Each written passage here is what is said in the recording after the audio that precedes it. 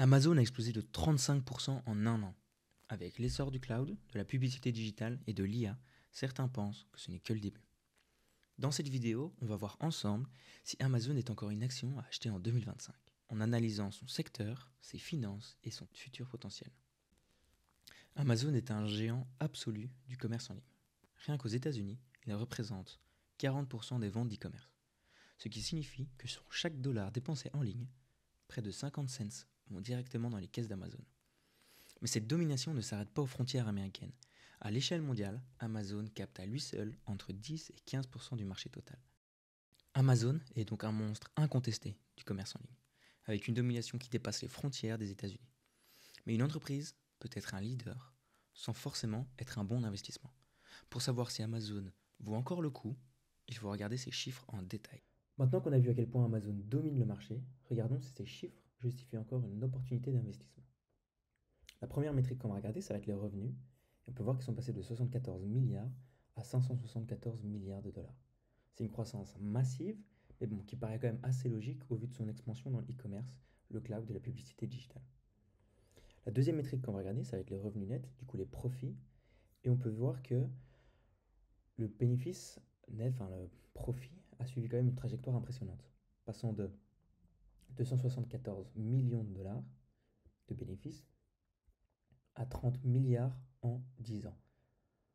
Après, bon, si on regarde de plus près, on peut voir que Amazon, en 2022, a perdu quand même 2 milliards.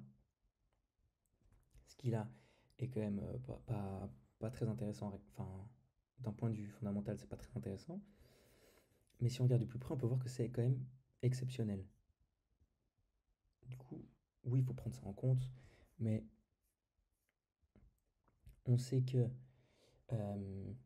ils ont perdu 12,7 milliards liés à un investissement dans Rivian, un constructeur de pick-up électrique dont la valeur s'est effondrée.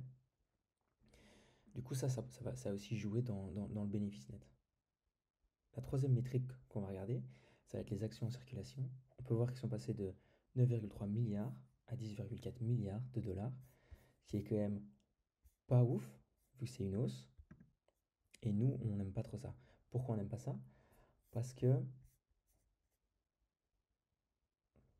imaginons, si Amazon avait 1 million d'actions et que tu en possédais 10 000, bah, tu aurais 1% de toutes les actions en circulation. Mais si par exemple, elle décide d'en rajouter 500 000, bah en fait, toi, tu vas garder tes 10 000 actions, mais tu détiens plus que 0,67% des actions totales. Donc, si Amazon continue à émettre des actions, bah, toi, en tant qu'investisseur, tu vas perdre tu vas perdre en... Enfin, tu vas être dilué en tant qu'investisseur.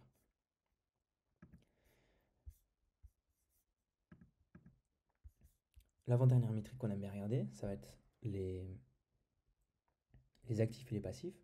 On va comparer les actifs avec les passifs. On va juste mettre ça en français.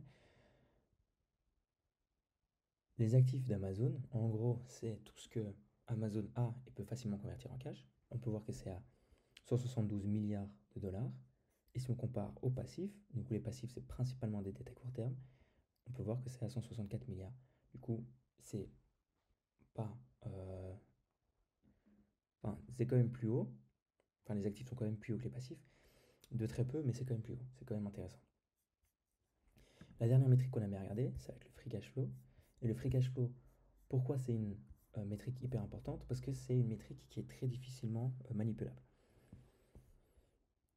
Et souvent, il n'est pas donné, il faut juste faire un petit calcul. On va faire les flux de trésorerie provenant des activités d'exploitation. Du coup, c'est tout l'argent que Amazon a su dégager en faisant son activité.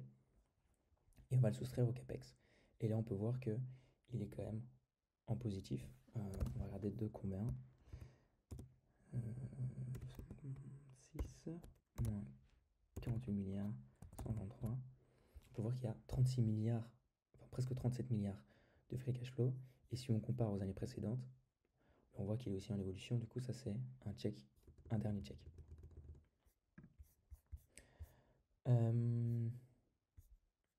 Oui, et aussi pourquoi c'est important d'avoir un bon free cash flow? Parce que ça permet de financer sa croissance, faire des acquisitions stratégiques, rembourser des dettes et racheter des actions. si on regarde aussi l'année précédente, du coup l'année où ils ont perdu, euh, Amazon n'a pas su dégager de free cash flow. Ils ont perdu 12 milliards de free cash flow. Pourquoi? Parce que ils ont massivement investi dans des infrastructures et bon, ça coûte.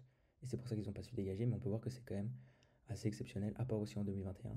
Mais tous les autres années, ils ont su dégager du cash flow. Du coup, il faut aussi regarder ça si dans, le, dans les comptes de résultats, bilan, etc., s'il y a une année exceptionnelle, bah, c'est pas si grave que ça.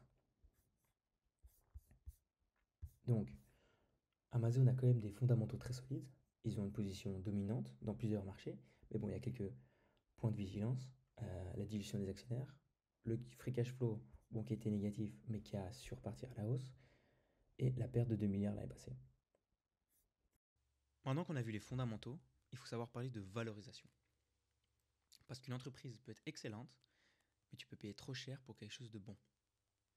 Aujourd'hui, si on regarde, Amazon a un PE ratio de 41,35, ce qui est relativement élevé. Mais qu'est-ce que ça signifie? Ça signifie que le PE ratio indique combien les investisseurs sont prêts à payer pour chaque dollar de bénéfices générés par l'entreprise. En gros, les marchés s'attendent à une forte croissance des revenus et des profits d'Amazon pour justifier un PE aussi haut. Si on devait comparer avec d'autres géants, comme Apple et Microsoft, Apple a un PE de 38 et Microsoft a un PE de 32. Pourquoi c'est important aussi de comparer avec d'autres géants? Parce que tu peux comparer comment le marché espère que ces géants vont grandir. Là, le PE nous indique que le marché considère qu'Amazon grandira plus vite qu'Apple et Microsoft. C'est pour ça qu'ils acceptent de payer plus cher. Mais la vraie question, c'est est-ce que ça va réellement se passer? C'est impossible à prédire. Dis-nous ce que t'en penses en commentaire. Et si t'as aimé la vidéo, n'hésite pas à la liker et à t'abonner.